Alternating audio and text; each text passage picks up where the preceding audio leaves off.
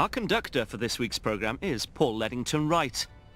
For the last 3 years, Paul has had the privilege of organising the Royal Maundy Service on behalf of the Queen, as Secretary of the Royal Almonry, a position his father Peter held before him. And Peter Wright, the Secretary of the Royal Almonry, hands to the Queen her nosegay. These nosegays were used in the 17th century to ward off the plague and other displeasing odours. When they took their shoes or whatever they had on their feet, can you imagine? It was a bit pongy, wasn't it? So they had special nosegays that like posies of flowers with sweet-smelling herbs. So you'll each have one of these. There we go. It's 2 weeks before this year's Royal Maundy Service, and all the participants have been invited to Derby Cathedral for a rehearsal. When you get to the tables, which is where the yeomen are going to place the gold plates with all the Maundy money, just go either side. Did you think, as growing up as a child, when you heard the stories coming from your father, that one day you'd be doing it? No, not at all. I mean, for me, it was just, I love the music.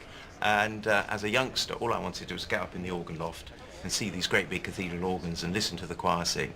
But after several years of having done that, of course, then the whole meaning of the ceremony came out, and it just became more and more special. I'm sure you both have funny stories of things maybe going wrong.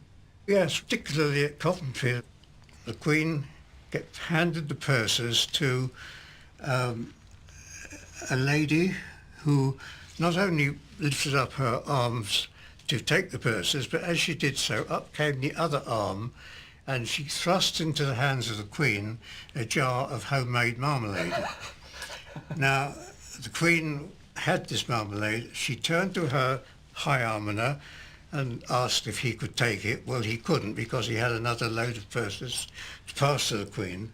So she then turned the other way to me and asked if I could take it from her.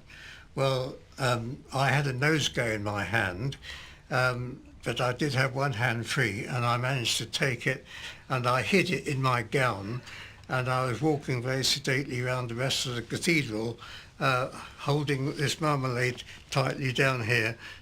So why should this particular service carry on?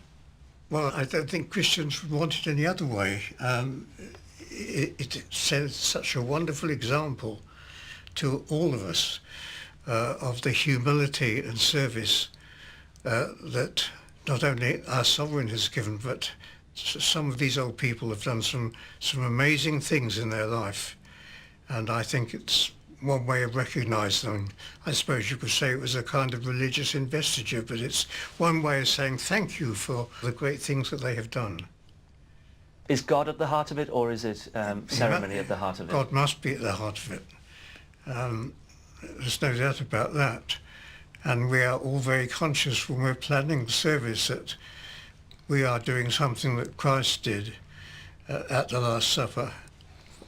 And what's so wonderful is that in spite of all the wonderful colour, the pageantry and the music and the ceremony and the processions, the simple message always comes through.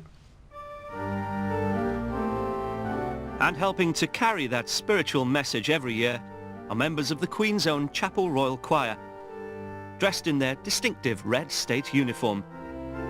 6 gentlemen in ordinary and 10 children of the chapel, who have existed as long as there have been Christian monarchs in England.